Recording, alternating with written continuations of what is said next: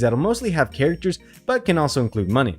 And it also includes going through sewer pipes to pop out in new areas. After grabbing him, we can use the drain we just rescued Yoshi from to get to a new area and do a little cool quiz in order to realign the tracks for Wiggler. Wiggler's actually a really cool character and can hit bombs if you're good enough, but for now, he's not going to be a regular.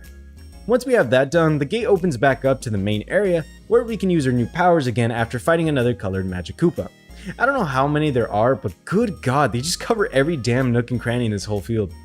Next, we can use the drain to go to the final area where we can face off against Bowser Jr. in a very different way, a minigame. This minigame isn't really that bad, but in fact, I tried 100% this game around a year ago and failed so miserably at not only this minigame, but overall 100%ing it. After a quick flashback from my past, I can finish off this minigame, collect Birdo as a teammate, and move to the final place. Peach's field is also super nice and actually a lot bigger than what some of the fields actually feel like when you compare them. But either way, it's not too hard to do everything here.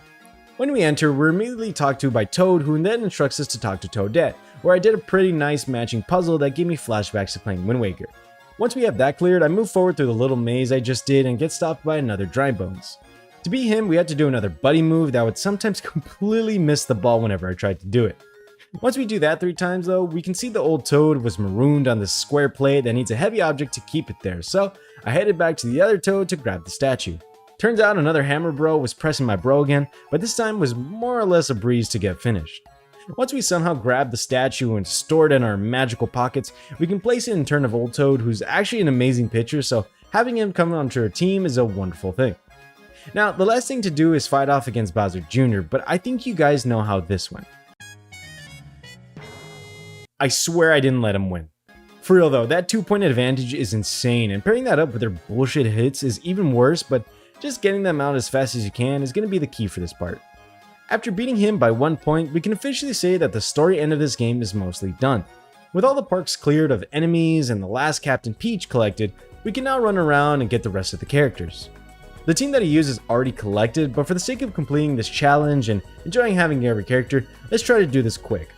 I'll start off in DK's just to go at it from the route we came from, so where do we start?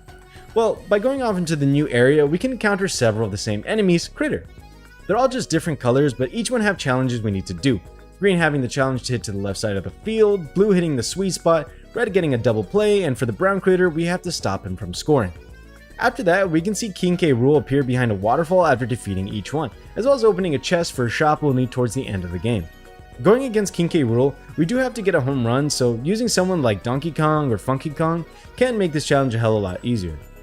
Once we get that sweet home run,